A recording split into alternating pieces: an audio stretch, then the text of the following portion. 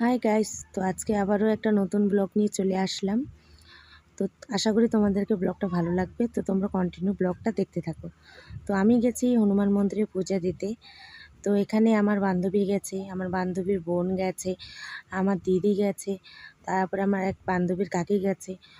বেশ কয়েকজন মিলেই পূজা দিতে গেছি। তো পূজা দেওয়ার পরে আমরা চলে গেছি উপরের মন্দিরে। তো উপরের মন্দিরে একটু সেলফি টেলফি তুললাম, ভিডিও করলাম। তারপরে সবারে সেলফি তোলার পরে আমরা চলে গেলাম নিচে। তো নিচে একটু গান শুনলাম, যেটা হচ্ছে ঠাকুরের গান ছিল। তো আমরা ভাবলাম যে না, যেহেতু আসছে তো একটু শুনেই যাই।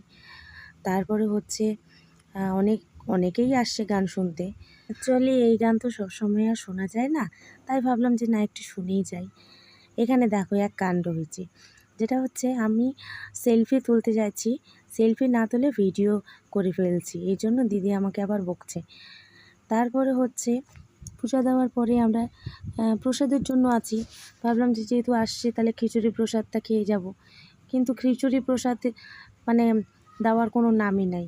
দিবে বলে 3টার পরে। বাচ্চাদের স্কুলের ছুটির টাইম হয়ে যাচ্ছে, ওই জন্য আমরা বেশিক্ষণ থাকবো না। তো আমাদের কপাল খারাপ, প্রসাদ না খেয়েই চলে আসতে হয়েছে। এই জন্য একটু হাসাহাসি করলাম।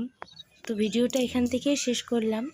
তোমাদের যদি আমার ভিডিওটা ভালো লেগে থাকে, লাইক কমেন্ট শেয়ারটা করে দিও। আর কে কে হনুমান মন্দিরে পুজো দিতে গেছো কমেন্টে জানিও। Tata, bye bye.